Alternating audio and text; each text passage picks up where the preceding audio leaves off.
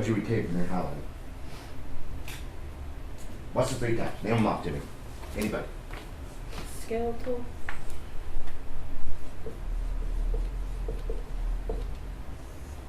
Mm-hmm.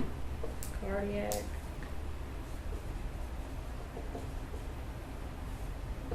And smooth muscle.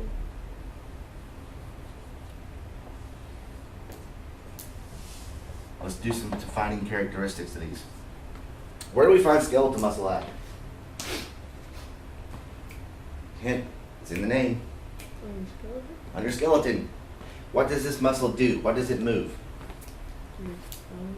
Bones, your legs.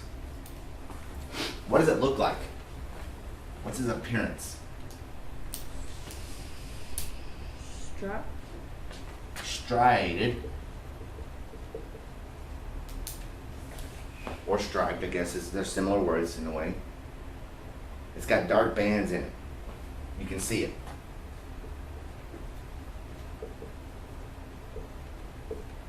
Dark bands. When you look at it under a microscope. Here, turn the page. This picture right there. These dark bands, these striations here. Skeletal muscle.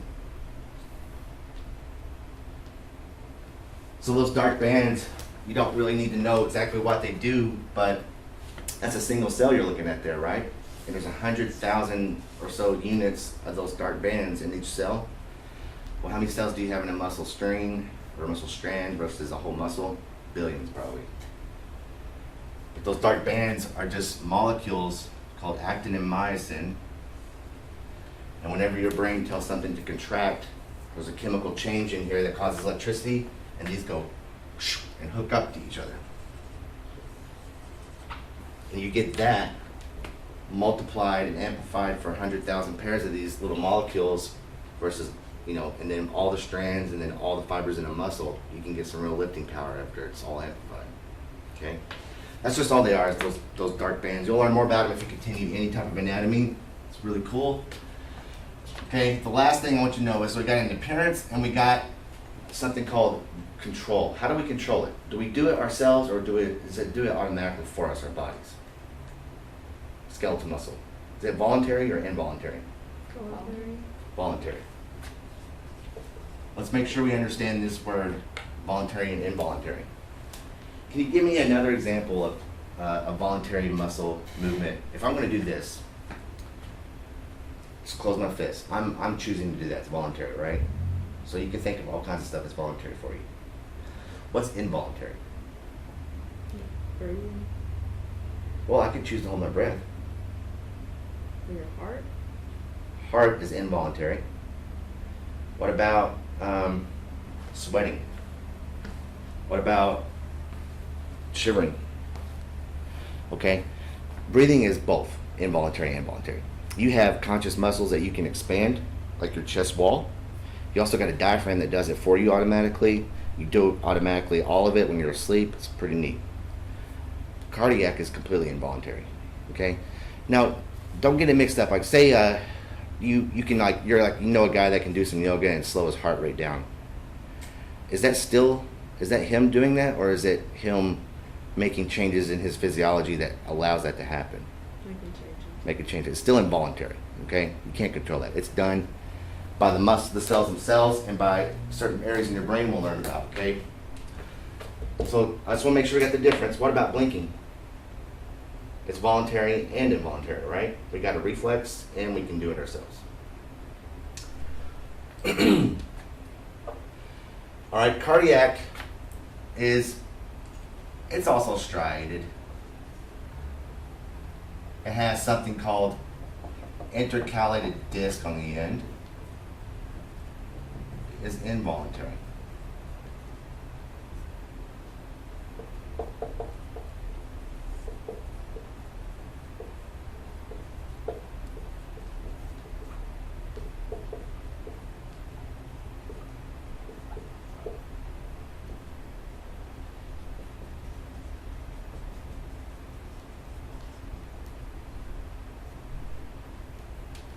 Okay, guess where cardiac muscles is found.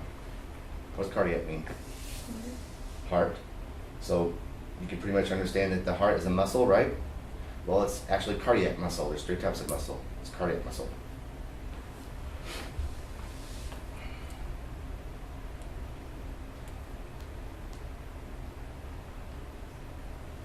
You may not see this word in your book, okay? But if you look at this picture, see these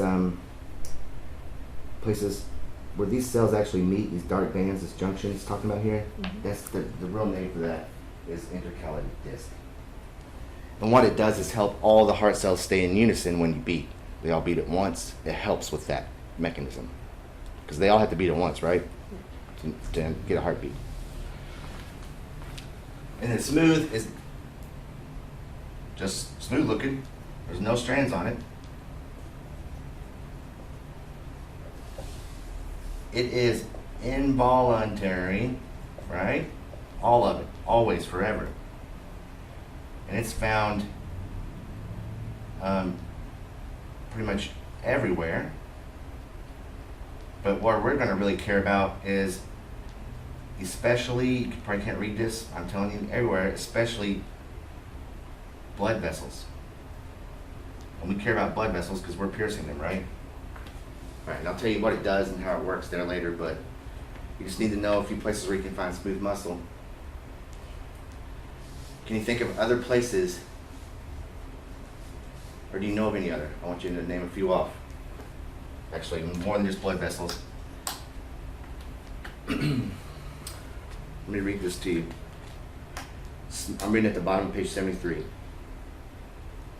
Smooth muscle or non-striated involuntary muscle lines blood and lymph vessels within the body just below epithelial tissues such as around the gut, lungs, bladder, and circulatory and reproductive systems. Smooth muscle contractions regulate the passage of materials through a vessel. So when you get high blood pressure, your vessels are constricting.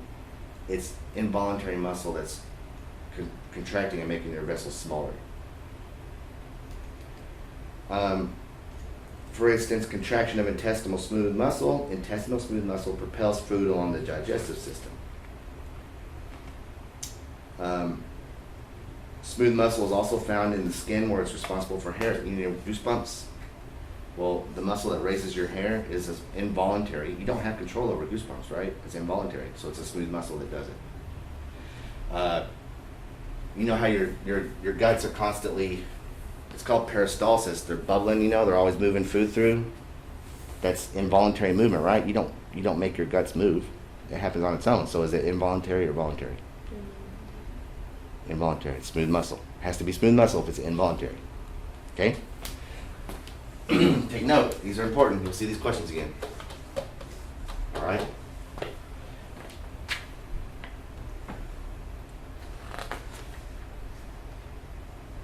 So I've covered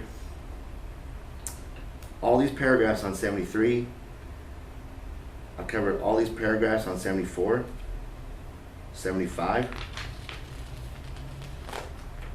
You know, over the last few classes. Okay? It's not been in order, but if you go back and look at your notes, you'll see what day we talked about these planes, anatomical position, anatomical terms. I'm going to let you worry about learning the body cavities. Okay?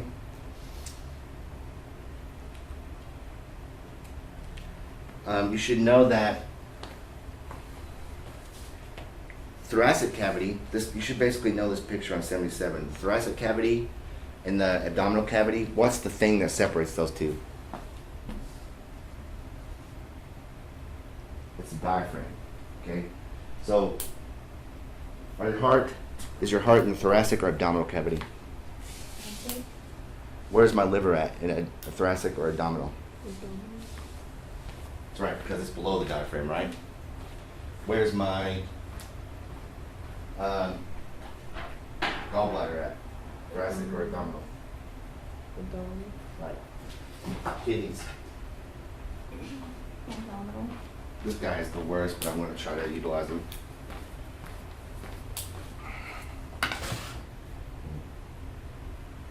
So It's just a way to organize what we say about the body, to know where the stuff's located. And it is a cavity. Okay? Where's your bladder at? And reproductive organs? What cavity is that in? Abdomen. Nope. Pelvic. Correct.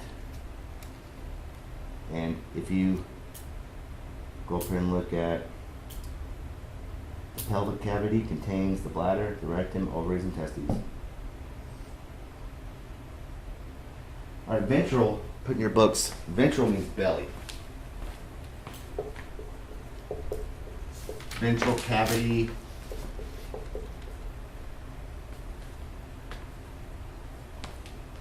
That's the Latin for belly.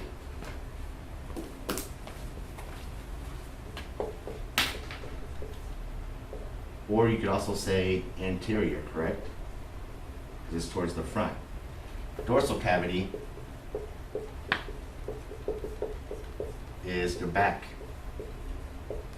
Also known as what? What's this P word?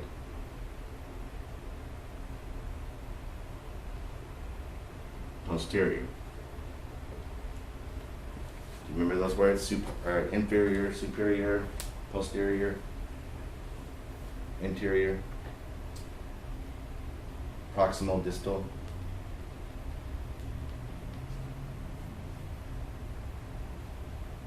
Okay, you should be going back and just taking like 10 minutes and rereading that stuff. So the dorsal cavity can be broken up, or it just contains brain and spinal cord cavities, right? They just kind of do a little bit of organization here. That way, at least when I say, like a thoracic cavity or a thoracic injury, you would know it's chest or something. Like we're getting common language here too. All right, I'm gonna give you a break right there.